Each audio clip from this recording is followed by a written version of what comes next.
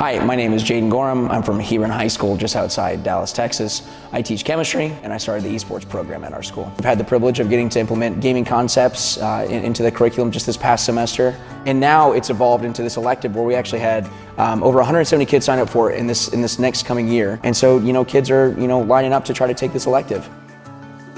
Gaming Concepts is an innovative curriculum that blends the excitement of competitive gaming with STEM and educational objectives to foster a strong sense of belonging among students. Schools using Gaming Concepts reported an increase in attendance of up to 10%, alongside an overall rise in self-esteem by 8.3%, and nearly 82% of students expressed they had never participated in any extracurricular activity before Gaming Concepts. Written by educators, for educators, Gaming Concepts features 5 unique courses distinctly tailored for middle school and high school students passionate about this growing industry. Bring the power of esports into the classroom, and you'll find just how impactful Gaming Concepts can be for your school.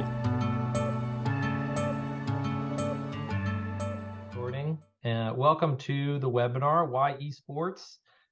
Thank you so much for being here in your afternoon. Hopefully you've had a good day so far, and we are going to end it on even a higher note, learning about what esports is, why esports works, and how esports can help you. My name's Alex Herby. I'm the Education Integrations Manager for Generation Esports. I'm in charge of kind of taking the content that we create, the curriculum and courses, and facilitating it more into an online life, life outside of a PDF, right? So I take it and make engagements for it and activities and make it kind of thrive in an online environment, as well as doing some other digital things like webinars and some behind the scenes work for the curriculum writers. With me today is Dr. Christy Custer, one of our authors of the books, and she is here. She can introduce herself. Christy, thanks for coming. Well, I'm writing in the chat where I'm from and everything, but it's good to be here. So I was an educator for 24 years, and 20 years I spent at an alternative school for at-risk students. And that is where I joined with Mike, and we wrote Gaming Concepts so that we could get kids more involved in school. Great to be here. I've been with Generation Esports this will be my 3rd school year now, since we talk in terms of school. That's right. Awesome. Just a quick agenda of what we're going to go over today. What esports is, the benefits, student impact, CTE course integration. We're going to talk about our courses at the end, Gaming Concepts, and then finally we'll have some Q&A at the end. So let's start off. I stole this from somebody, but let's start off with a quick little game.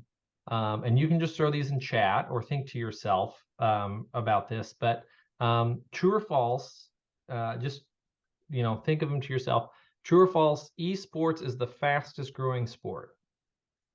True or false? True, false, perfect. Good. That way nobody knows exactly what it is because there's one of each. Percentage of teens between the ages of 12 and 18 that play video games. Pickleball could be. I don't know that it's fair that Christy's answering the questions. Yeah, I don't think this is for you, Christy. I think this is for I haven't seen these. This was an audience engagement tactic. Sorry. All right, let's see if you can get the top. We'll just do the top 3 if you want. Top 3, rank in order who has the most viewers. The most viewers, I assume, rated by Nielsen, NBA, NFL, MLB, NHL, or MLS, or esports. And this is worldwide, not United States. Yeah, not just US. Who do you think might have the most? College recruiting provided how much money in esports scholarship this past year? All right, nearly how many college offer esports programs? Jordan, nice to see you. Welcome, no problem. And true or false, there's overwhelming research that shows a direct link between gaming and increased student violence.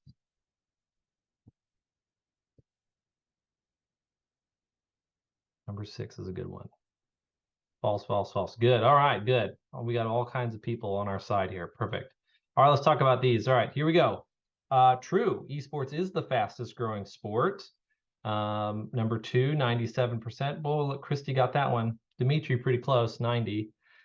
Between 18 and 12 play video games. We are going to see number three on the next slide.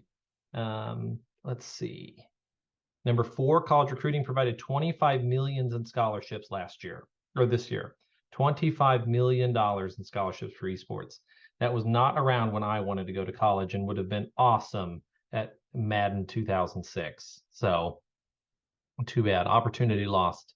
Nearly 2,000 U.S. colleges offer esports programs.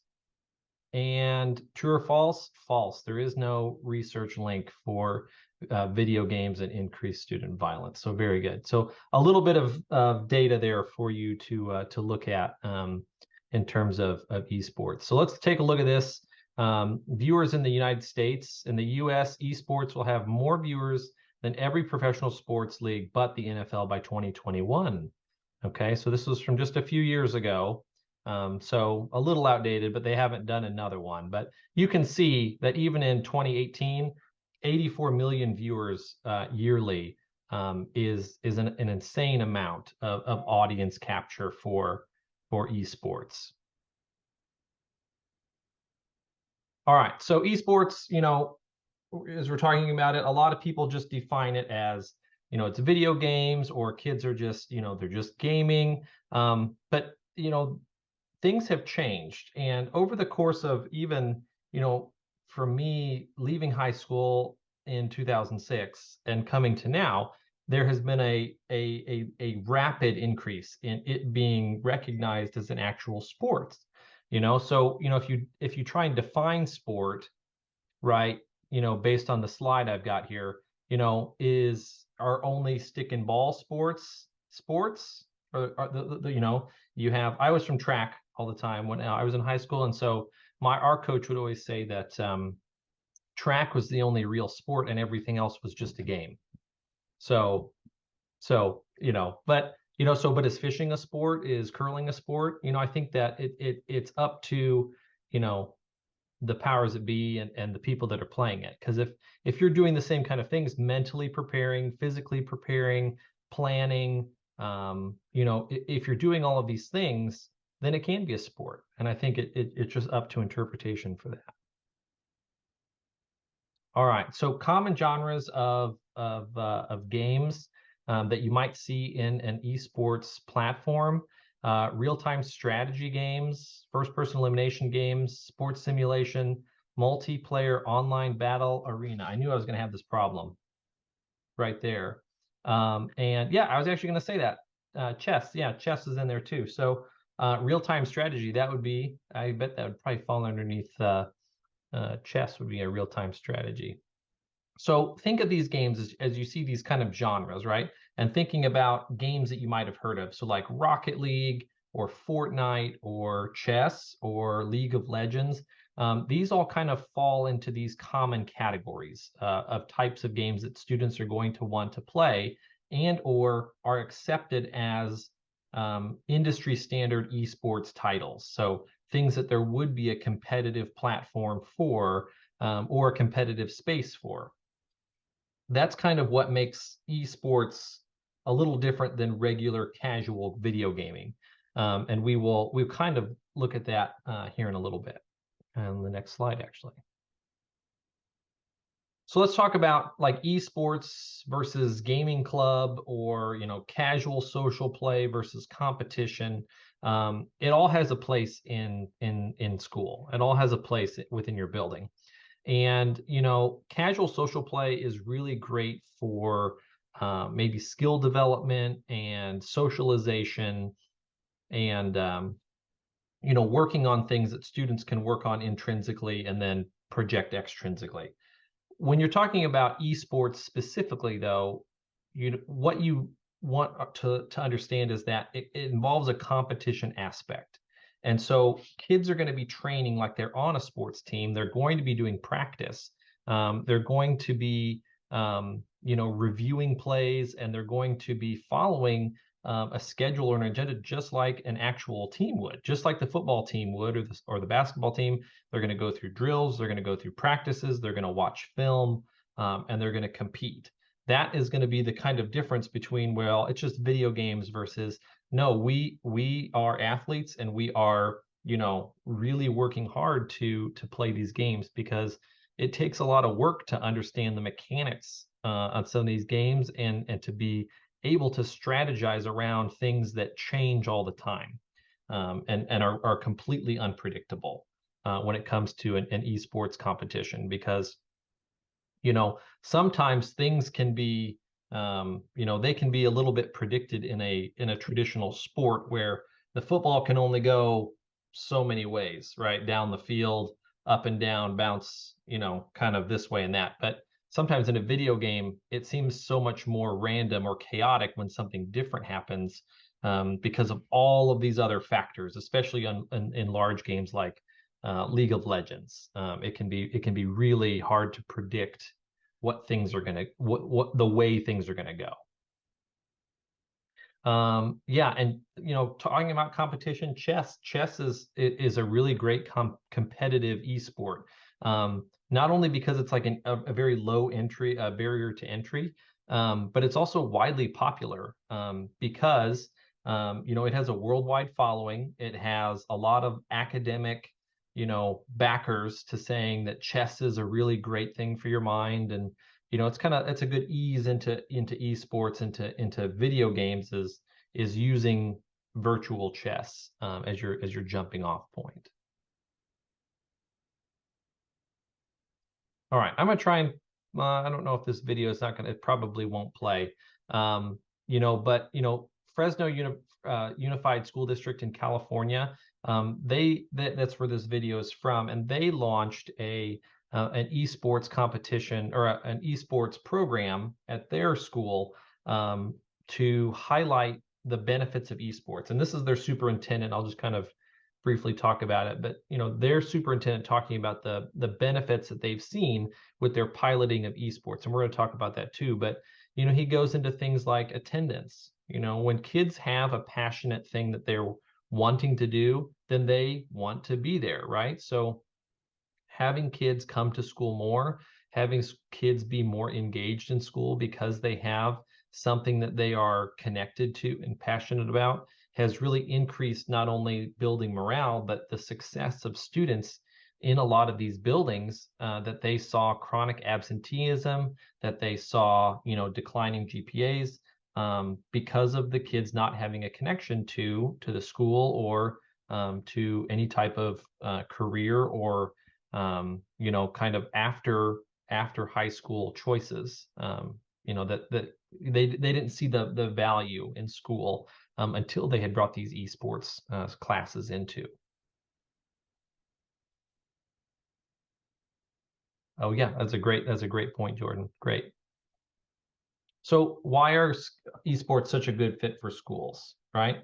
Christy, I think you probably have the most experience with this on why they are. So do you want to tell us a little bit about that and kind of go over this? Sure. So, especially coming from a background such as mine, for some of you that joined us and didn't hear the very beginning. So I was at an alternative school for at-risk kids for 20 years. And we had rock star teachers, as I believe most schools have rock star teachers. Our challenge was that we couldn't always get our kids to school. And so I was always looking for ways, and this was my micro focus goal, this is what I always looked at. Everything that we did at our school, I looked at it through this lens, and it was attendance. Because if we can get kids to school, then I knew that the rock star teachers would come in and make sure that the kids learned what they needed to learn. So esports is a good fit for schools because it gives kids a why. Why do they want to come to school? So a lot of times when I do presentations, I'll ask people, I'll say, when you were in high school, why did you come to school?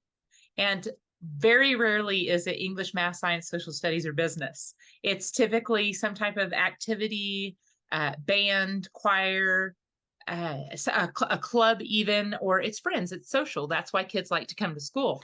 And when you ask kids, why do you hate school? It's typically not English, math, science, social studies, or business, but a lot of times it has to do with, I get bullied, or I don't have friends, or I don't have some type of social group. So that's one of the reasons why esports is such a good fit for schools.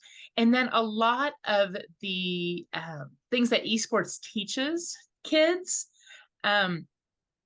is the things that employers are really wanting. And so think of resilience. That's a big one that we like to teach people, is that where is resilience taught in schools? Because resilience comes from failure. And when kids fail in school, there's a consequence. And so if you fail a test, a lot of times you might be able to retake the test, but rarely do you get to retake it for full credit. Or if you take a stretch class, kids are really afraid to do that because they take a stretch class and they may, their grade point average might go down or something like that. So resilience is a big one that is taught. So those are really the big things that I think cross all walks of life for esports, and why I like to get kids involved in esports. And then again, it also provides a digital framework where I was going to talk about this when one of the slides was up, and it didn't show consoles. So a lot of times when we think of esports as adults and we're not very familiar with it, we'll think of Xboxes or PlayStations or something like that, where esports a lot of times is a computer, and a pretty powerful computer. So it opens up a whole digital framework and a digital citizenship that is very valuable to students. Yeah, absolutely. And someone who's also, I taught the course, our course, when I was a teacher at my high school, and seeing the change that happens in kids, when they're doing something they like. When I taught woodshop, a lot of kids like woodshop because they get to do something with their hands. It's not math and science. It's not English. It's something that's, pretty active, and they can build something. And a lot of kids like the value of seeing something that they build with their hands after the fact, right? It's hard to really, Christy might appreciate it, but it's hard to really appreciate an English paper after the fact that it's been written. I know that I haven't really ever appreciated one that I've written, but things that I build, I always do appreciate. So with esports, it's that opposite. It's all of these kind of intrinsic skills that kids are building in themselves through the use of esports that they can be proud of and reflect out in the building elsewhere. They can be proud that they're good at school because they're doing good things, in esports class, and that just can have a cascade effect. And I saw that in my own classroom, and it's just one of the coolest things to see. And I often said, Alex, that this is exactly what happened. Kids would say, I am good at video games. Video games are in school, so I am good at school. They make it's very, linear and very, when kids can say, and going back to that resiliency part, so they'll fail these tests but man, they keep coming back to get to the next level on a game. Or Mike always talks about when kids don't like to play new games. They don't like to play games that they're very good at. And so Mike would kind of force them to play a new game, and then they'd get really, they'd hang in there, and after a while they would experience success, and that was success through hard work. So it's exciting. Yeah, because not every school has that kind of what do they call it?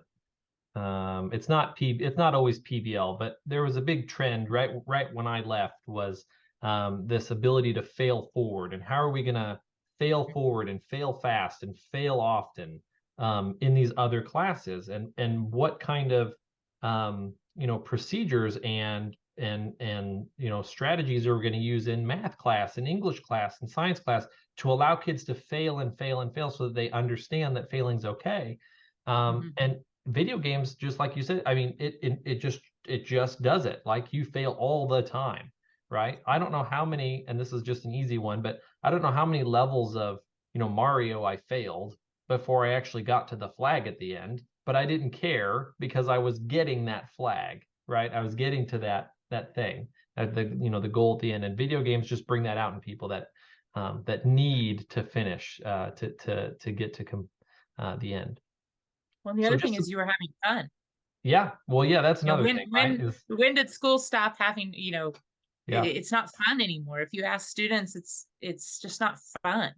And I think that the whole COVID, that accelerated that, because we told students a lot of kids had to stay home, and now we're having difficulty bringing them back to school because we taught them that you can do school from home. And so now we have to have something that does bring them back to school, and fun is something that brings kids back to school. yeah, yeah, especially, yeah.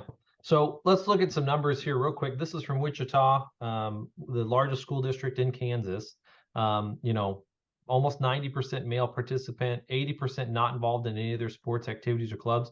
If your school has an initiative or any type of goal to get, building, participation into school sponsored activities, this is it. This is how you grab that last bit, and get everybody in, because this will get all of those kids that are ghosts floating through your building that do not participate in anything. You may or may not know their name at all from an administrative level, just because they're quiet, they keep to themselves, they don't participate.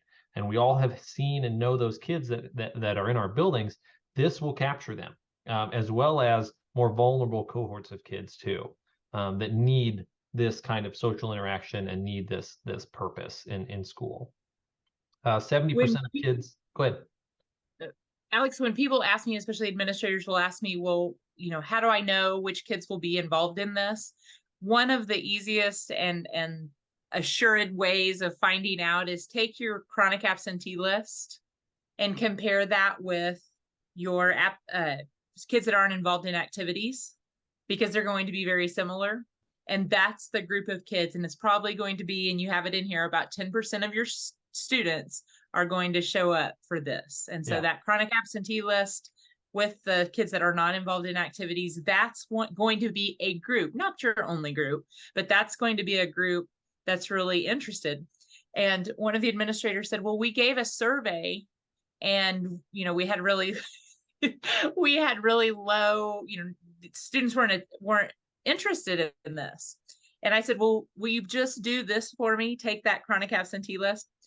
Well, almost every kid on that list was not at school when they took that survey. And so I love that story also, because it's, schools are very similar no matter where they're at. No matter what the socioeconomic makeup is, you're going to have this group of kids that's really hard to engage. And a lot of teachers love school. Not all teachers, but a lot of teachers, they became teachers because they love school. And so we have a hard time relating to those kids that hate school. Exactly. So, esports practice, like I said before, like what does an esports practice do? This comes from Compton Unified School District out in California. This is their esports lab that they have for one of their buildings. They review game video and strategize gameplay. They improve performance, mindset, and motivation. They have physical, mental health training. Like you can't aspire to be an esports player at a pro level or a semi-pro level without having some sort of, strategy, planning, time management, self-discipline, resilience. All of these things have to be there, as well as physical strength and mental acuity. You can't sit in a chair for 8 hours all day without having some sort of physical training. Like you have to know how to stretch, you have to know how to sit properly. Ergonomics is key. There's a lot that goes into it that kids and educators, myself included, did not do and did not realize are a part of the esports, ecosystem. Because, when you start thinking about, well, esports is this multi-billion-dollar industry, there's all these teams around the world. How do they stay fit and how do they stay at the top of the game? Well, they have, media managers, they have marketers, they have personal chefs, they have personal trainers, they have coaches, they have coaches assistants, they have managers, general managers. I mean, it's a full-fledged sports team, right? With everything that a traditional sports team, I almost said normal, a traditional sports team would have at their disposal. It's just that, instead of going out in the field and playing, they go into a room like this and they play, right? It's the same kind of deal. So, esports is, it is supported in schools, and it is a growing trend. So you can see here just some labs from around the country at different buildings. This one's in Connecticut. Down here at the bottom left is the only one I know off the top of my head that I know for sure. But these are from some of the people that we work with, and they are celebrating esports the way that it should be, because esports, even if you get it into your building, should not be this kind of stigmatized thing to the side, right? They are celebrated at pep rallies and assemblies, just like any other sports team would be. So the more that Alex, we make this, go ahead. one teacher in Kansas that I was talking to said, I look forward to the time when esports is normalized in school. Mm-hmm.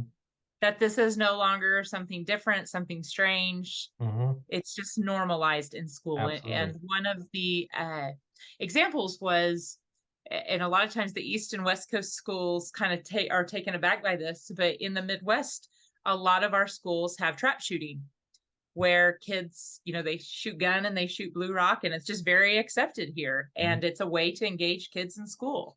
And that's shocking to some people that we do that, but it's very popular in bowling and lacrosse and, just whatever it is. If we can normalize it. And I love that picture in the bottom left. And I always point out, yes, I love the kids, but the people that really excite me is in the upper right-hand corner. Look at their peers supporting them. Yeah. And getting excited for them. Those kids, this is probably one of the first times that they've ever been celebrated at a school assembly. And so I love that their classmates are excited for them also.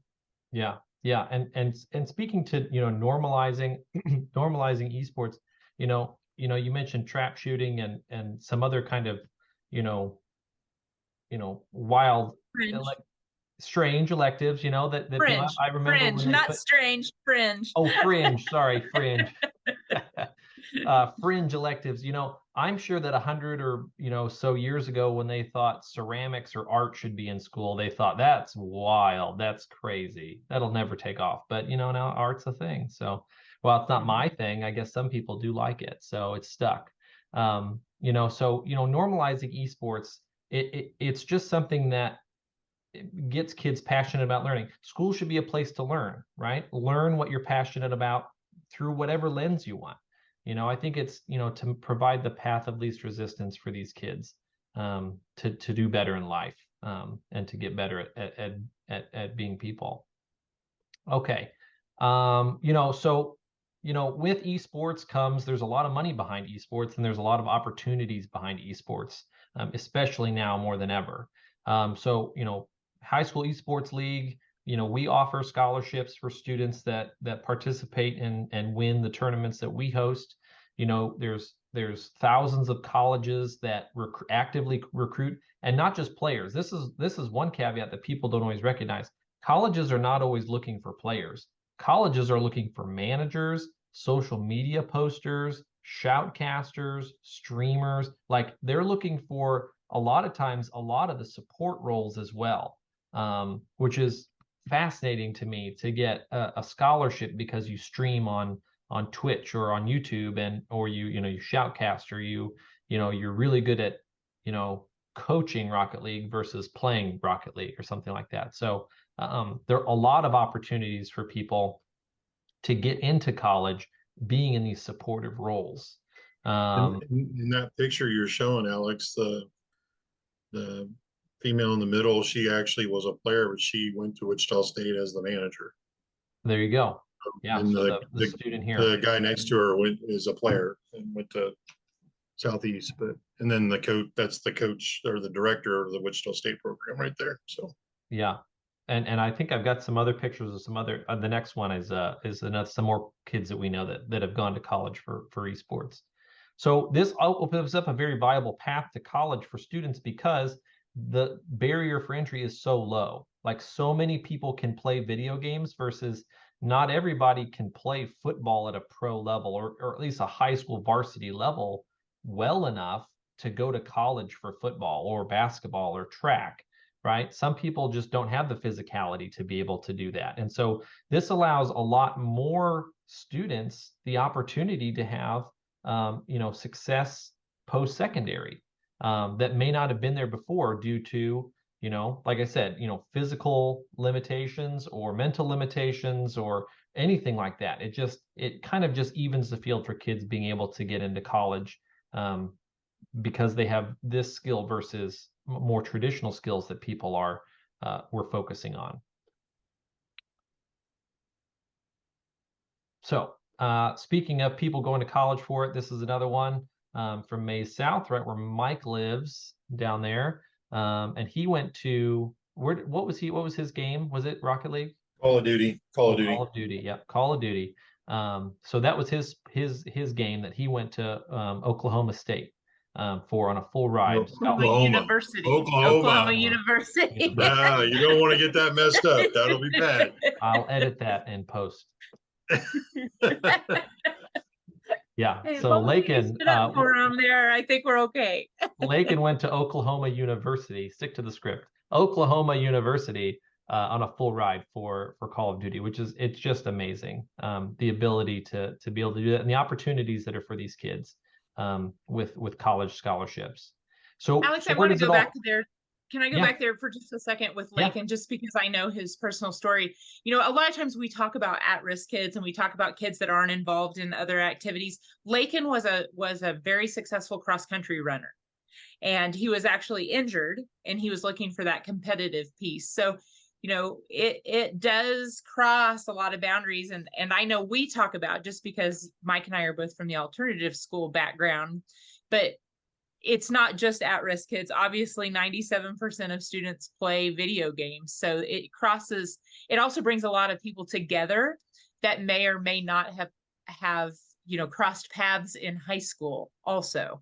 So I like the way that our esports team at Complete High School, you had the jocks, the preps, the goss. Everybody really came together, and it boosted morale, I think, at the school, because it was a commonality that many people could talk about because so many people played.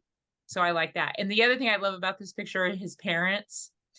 That's my other favorite thing about esports is we being Generation Esports, we hold an in-person nationals.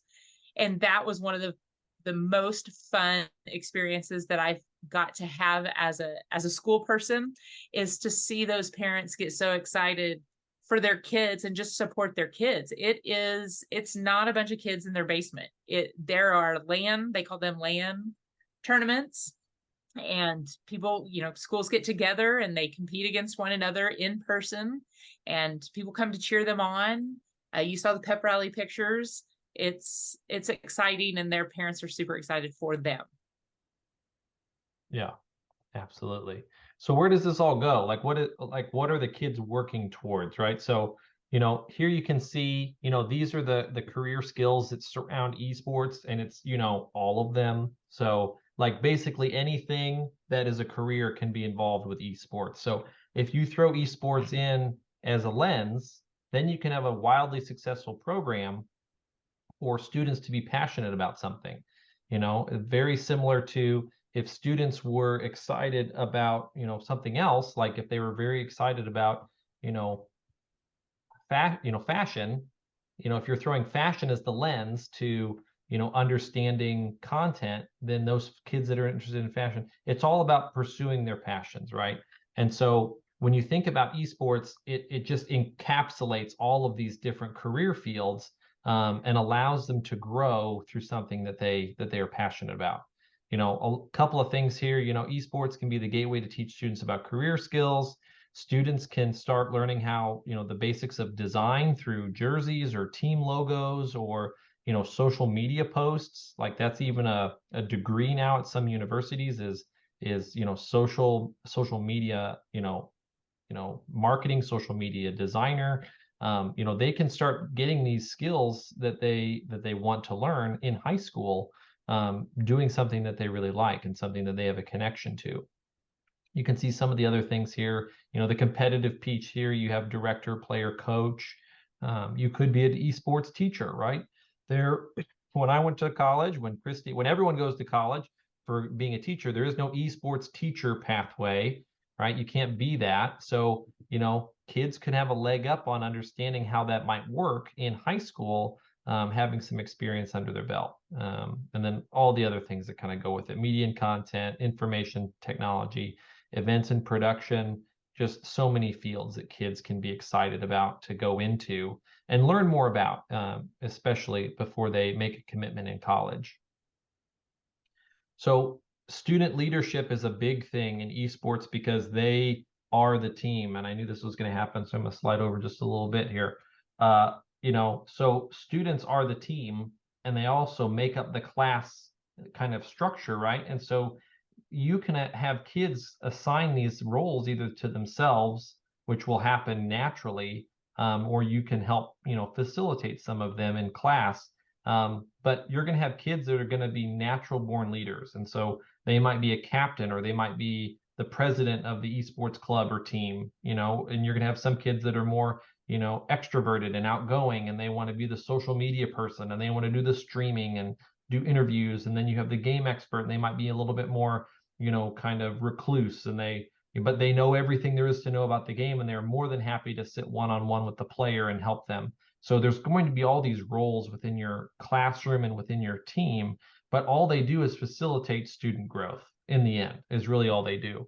So I would encourage you to let that happen organically, to see how that facilitates in your room, because some of the things that you'll see, it will be amazing. Because in my room personally, I witnessed, one of those students that did not have any ties to the building. They didn't participate in anything, very quiet student. He loved Valorant. That was his game. He was so good at it. I could barely spawn before he had got me. So, he was good. And the captain of the football team was also in my class for esports. And it was not but maybe a month or two into it where this kid that had no friends, no connections, he was sitting right next to the captain of the football team, telling him what to do. They became such good friends. They are, friends outside of school now. At least when I left, I'm sure they still are.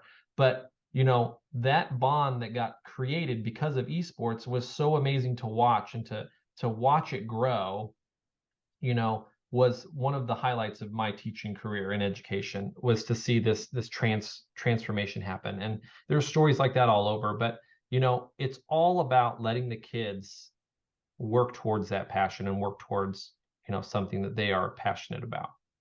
Just another couple of things for career, things that you can see visibly here, what it could look like in the career path. All right, as we move a little closer away from the sports side of esports, right, and we start talking about, because there's competitive esports and we have scholastic esports, and there's kind of two different worlds that kind of commingle a lot.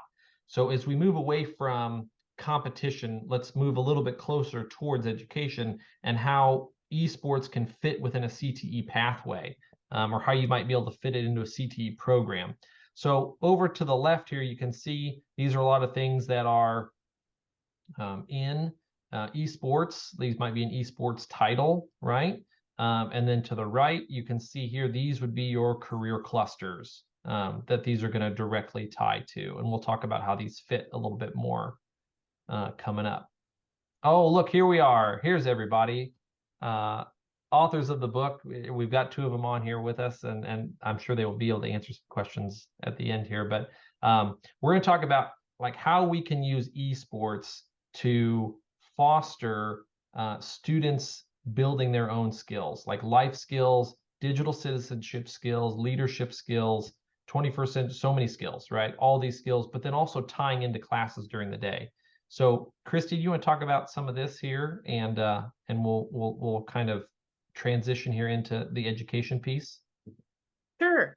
So this is a study that was done actually by Dr. Russell, who's on here also. But this was a small study that started at our school, and our goal was 85% attendance.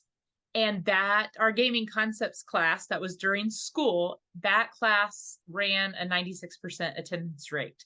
And remember, these are at-risk kids. And then we had 90% of kids that had never been involved in any other extracurricular activity. We see that number fluctuate quite a bit. We have an ongoing study that's not published yet, this particular study, but we have over 3,000 kids, and about 60%, over 60% of those kids have said that they were never involved in any other extracurricular activities. And then this particular study, remember, the sample size is pretty small because this was at our school, but they had a grade point average improvement of 1.7. And that's points, not like percentage, that's points. And once again, alternative school kids, but the impact, and we believe, well, we don't believe, we know it's primarily because they were at school and they weren't at school. And I always tell people, especially when I was at the alternative school and I would speak a lot about at-risk kids, if you want to improve a lot of your metrics at your schools, lift from the bottom, and you get a lot more results a lot of times when you lift from the bottom. And so sometimes it's hard, if you have a 34 on the ACT, it's hard to go from a 34 to a 36, but to go from a 14 to a 21, once you get a kid and can motivate them a lot, you can make that happen. Or 14 to 18. I might be jumping up quite a bit from a 14 to a 21, but 14 to 18. I always think about that because that is a movement that is being talked about in schools now, is working from the bottom up versus yes, trying to work from the top down. And I think of, I don't know how many people in here are Simpsons fans, but I think about when in the episode where there's the state testing and they get all the kids that are the lower kids onto the school bus and they give them a field trip when the state testing comes around, so that they're not there to bring the test scores down. And I just think, if you took that bus and you just worked on those kids, then the whole building would be so much higher, that you'd lift the whole building, in terms of scores. So absolutely. Alex, I wasn't quite sure what was next, but the other thing that we're starting to see is that it's being used as a recruitment tool. As more and more schools, I know this is happening in Connecticut, and I know some of you are from Connecticut, but it's also happening in Kansas, where they're opening our school borders, our district borders.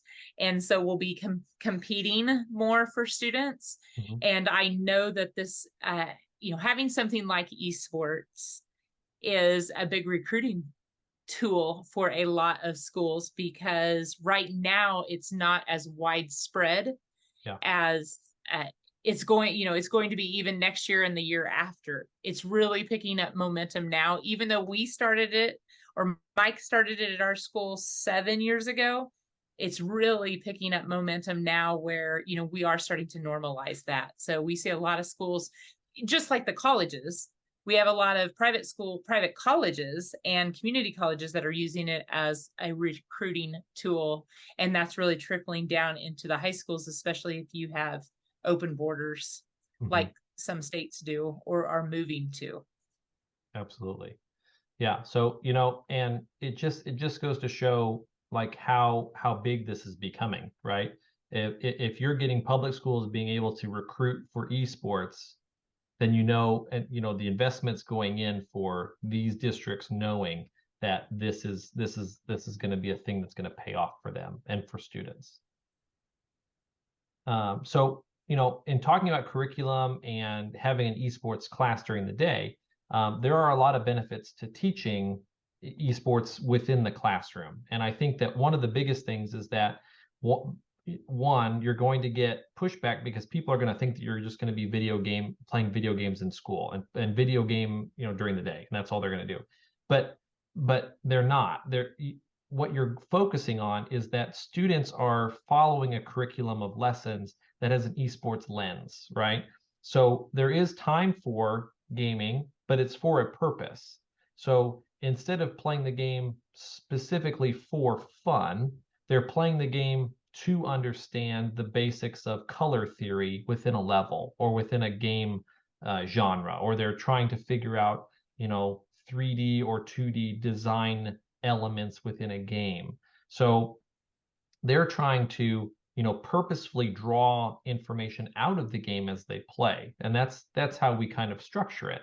The other thing is that, when you're playing video games in class in a school, it's a lot better if something were to happen, a teachable moment, as I'd call it, a teachable moment happen while the teacher's there, so that you can, as the teacher, facilitate information about that. Because we all know that toxicity is a huge thing around gaming, and there's a lot of negative, words, there's a lot of negative imagery that can be expressed around video games. And if you have that coming into your headset all the time while you're sitting playing games at home, then there's no chance for that teachable moment, for that teacher to make those students or instruct those students into being an advocate versus them being complacent to it, and just hearing that information all the time go through their head.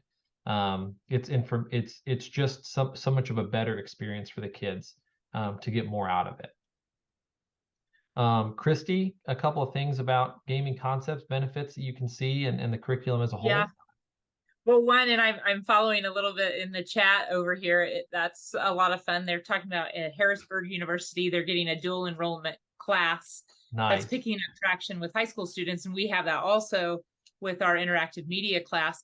But one thing that's not on here that we don't often talk about, that it's been fun for me and very surreal for me. I get to visit classes now. We have a school here in Kansas that they hired a gaming concepts teacher, and I still kind of follow along with the education and what's going on there. And I was like, I wonder what would happen if I applied for that job, and showed up. But what's fun about that is how much fun the teachers are having. Mm-hmm. That they're not, that you come into these, and Jordan said it, she said, it's odd. The teacher felt odd letting them play video games, but it went with the lesson. It goes with the lesson. And it's fun for teachers to not fight their kids, not fight to stay awake, not fight to get off the phone, not fight to go to the bathroom. I mean, it's like these kids are excited to come to class, and the curriculum's so easy to follow that the teachers are having almost as much. You're doing what you want to do. You're teaching. That's what you want to do. And all the other stuff, that's, I'm going to be honest, that's what drove me out of teaching almost 3 years ago. It's because I just kind of got tired of all the other stuff. And I really wanted to get involved in what I'm doing now. And that's with making a better experience for kids.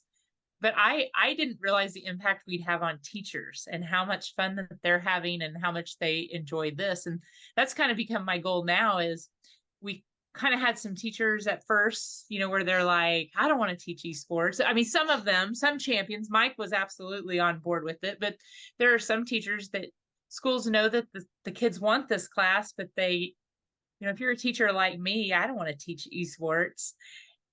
And you're not teaching video games, you're teaching skills, and you're teaching life skills, and you're teaching things that we're meeting the kids where they're at. Excellent. You're not trying to shove.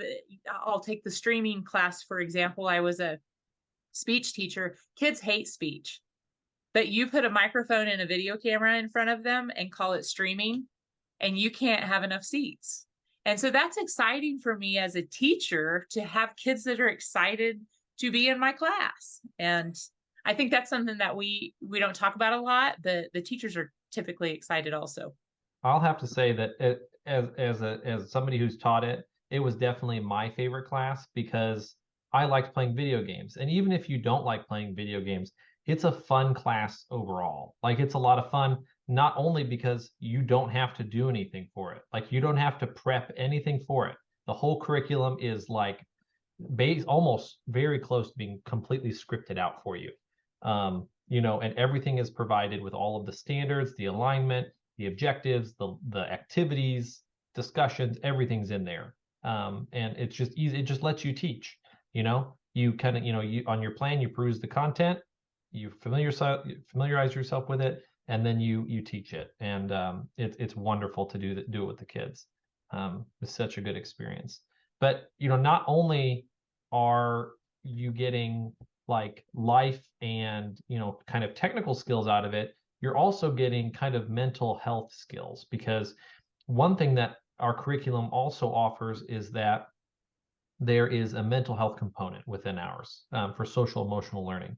And you can see here that we did a study nationally across 500 students that were asked about the Rosenberg self-esteem scale. So how does your self-esteem rate from either using our stuff with the mental health moments, which is what we call our SEL lessons, or using our stuff without it. And so you can see here the amount of increase that students reported based on these two different variations of our curriculum, having it or not having it.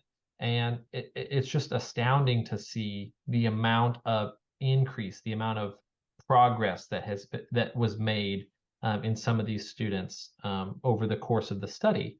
And I think it's because the lessons that we have, our SEL lessons, they're embedded. And so they transition right into it. And so there's no stop everything, and we're going to talk about social emotional learning and how Susie's having a hard time in the locker room, and we're going to stop, advisory class or contact class or homeroom or whatever, or English class because it's SEL day. The lessons just go through it. They just flow right through it, and kids are getting the knowledge, they're understanding the content, they're doing application, and they're doing retention of it, because it's just right in, and they are engaged with it because it's not a pop out kind of thing.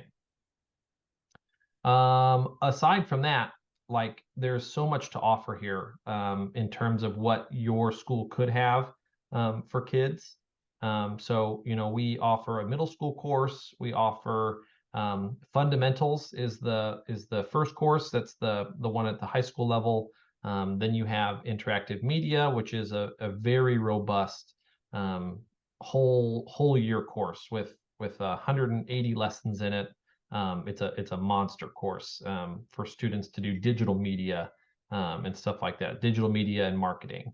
Then we have our newest courses that just released just recently, just brand new, streaming and shoutcasting, that'll take your students through digital audio video technologies, using things like OBS, becoming a streamer, building a portfolio, and really building career skills to be used for college and career readiness. So these are the 5 different courses we offer that you could use within your class. You could use a combination of them for any of the needs that you have. Christy, you want to say anything about the courses overall as a whole? No, I think you just, you did a great job explaining it. The biggest thing I think that helps a lot of people wrap their brain around it is just to reiterate, we're not teaching how to be better video game players. Right. Exactly. We're teaching skills. They're aligned to standards. And so another example, like you said, the shoutcasting is aligned to journalism broadcasting standards. And so I talked about the streaming, and those courses, though, those skills, streaming skills and shoutcasting skills, could be taught alone. That could be a shoutcasting class, and maybe you have a really strong journalism program.